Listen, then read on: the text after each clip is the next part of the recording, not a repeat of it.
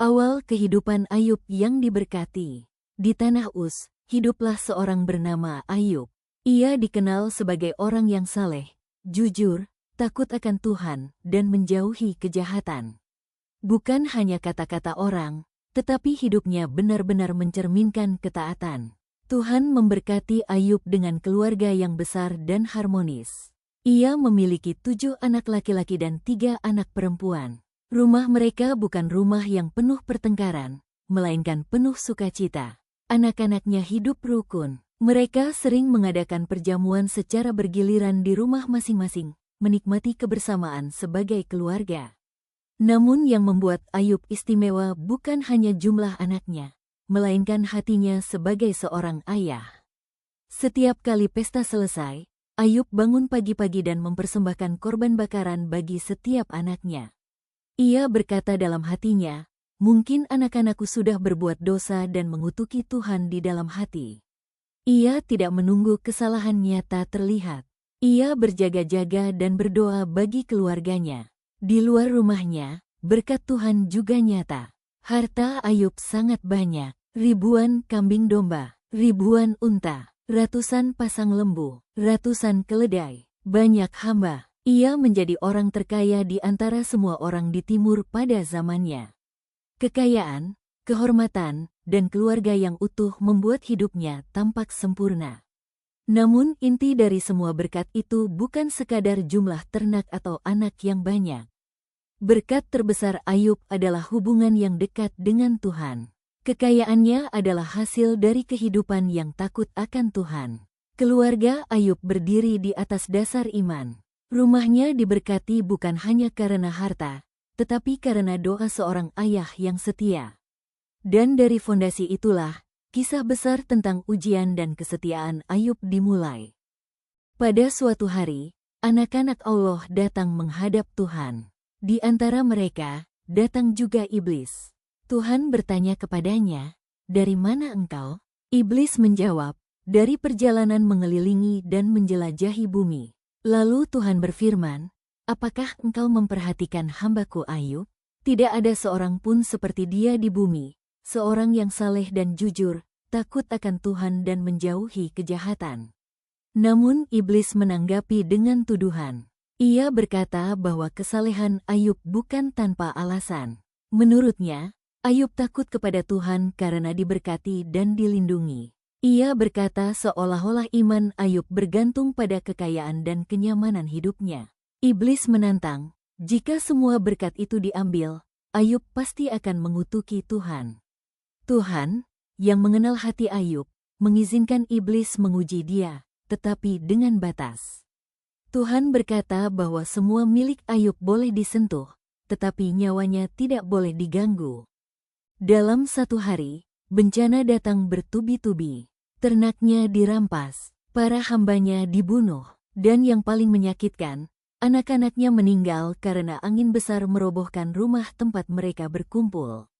Namun di tengah kehilangan yang luar biasa itu, Ayub sujud dan berkata, "Tuhan yang memberi, Tuhan yang mengambil, terpujilah nama Tuhan." Ia tidak berdosa dengan bibirnya. Ujian kedua, iblis kembali menghadap Tuhan. Ia berkata bahwa manusia akan menyerahkan apa saja demi nyawanya.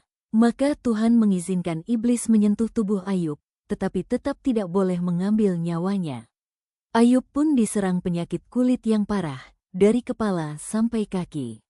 Ia duduk di abu, menggaruk tubuhnya dengan pecahan beling. Bahkan istrinya berkata, "Kutukilah Tuhanmu dan matilah." Namun Ayub tetap bertahan dan berkata, "Apakah kita mau menerima yang baik dari Tuhan, tetapi tidak mau menerima yang buruk?" Dan dalam semua itu, Ayub tidak berdosa dengan perkataannya. Ketika sahabat datang, tapi tidak mengerti, setelah semua penderitaan menimpa Ayub, harta habis, anak-anak meninggal, tubuhnya penuh luka, kabar itu tersebar jauh. 3 sahabatnya mendengar semuanya. Mereka adalah Elifas orang teman, Bildad orang Suah, Zofar orang Nama. Mereka sepakat datang untuk menghibur Ayub. Saat dari jauh mereka melihatnya, mereka hampir tidak mengenalinya. Tubuh Ayub kurus, Kulitnya rusak oleh penyakit. Ia duduk di atas abu. Dalam Alkitab mencatat bahwa mereka menangis dengan suara nyaring, mengoyakkan jubah, dan menaburkan debu ke kepala sebagai tanda duka cita.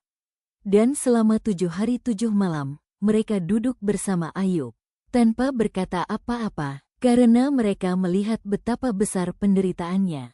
Itu adalah momen terbaik mereka. Hadir, diam, menemani. Ayub membela diri. Ayub tidak mengutuki Tuhan, tetapi ia jujur tentang rasa sakitnya. Ia berkata bahwa ia tidak mengerti mengapa ini terjadi. Ia mempertahankan integritasnya. Percakapan mereka berlangsung panjang, pasal demi pasal. Sahabat-sahabatnya semakin keras. Ayub semakin terluka. Mereka datang untuk menghibur, tetapi berubah menjadi penuduh. Teguran Tuhan. Pada akhirnya, Tuhan sendiri berbicara. Dan yang mengejutkan, Tuhan menegur sahabat-sahabat Ayub. Tuhan berkata bahwa mereka tidak berkata benar tentang dia seperti Ayub. Mereka harus mempersembahkan korban, dan Ayub, yang mereka tuduh, justru diminta mendoakan mereka. Bayangkan itu, orang yang terluka, diminta mendoakan orang yang melukainya. Dan Ayub melakukannya. Setelah semua perdebatan panjang, setelah air mata, luka, dan pertanyaan yang tak terjawab, Tuhan akhirnya berbicara, bukan dengan penjelasan panjang tentang mengapa, tetapi dengan menunjukkan siapa dia sebenarnya, Tuhan yang Maha Kuasa, yang mengatur bumi, laut, bintang, dan kehidupan. Di hadapan kebesaran itu, Ayub tersadar. Ia berkata dengan rendah hati, "Dahulu aku hanya mendengar tentang Engkau, tetapi sekarang mataku sendiri memandang Engkau." Ayub tidak mendapatkan jawaban detail, tetapi ia mendapatkan perjumpaan dengan Tuhan. Dan itu cukup. Setelah Ayub mendoakan sahabat-sahabatnya, ya, sahabat yang sempat melukainya, Tuhan memulihkan keadaannya. Dalam Alkitab mencatat bahwa Tuhan memberikan kepada Ayub 2 kali lipat dari segala kepunyaannya dahulu. Jika dulu ia punya 7.000 kambing domba, sekarang 14.000. 3.000 unta, sekarang 6.000. 500 pasang lembu, sekarang 1.000. 500 keledai, sekarang 1.000. Ia kembali memiliki harta, ternak, dan kehormatan. Saudara-saudaranya dan kenalannya datang kembali, makan bersama dia, dan menghiburnya. Mereka bahkan memberinya emas, keluarga baru, harapan baru. Tuhan juga memberkati Ayub dengan 7 anak laki-laki, 3 anak perempuan. Dan Alkitab mencatat bahwa anak-anak perempuannya adalah yang paling cantik di seluruh negeri. Mereka bahkan mendapat warisan bersama saudara laki-laki mereka, sesuatu yang tidak biasa pada zaman itu. Ayub hidup 140 tahun lagi. Ia melihat anak-anaknya sampai generasi keempat. Dan Alkitab menutup kisahnya dengan kalimat sederhana namun penuh makna.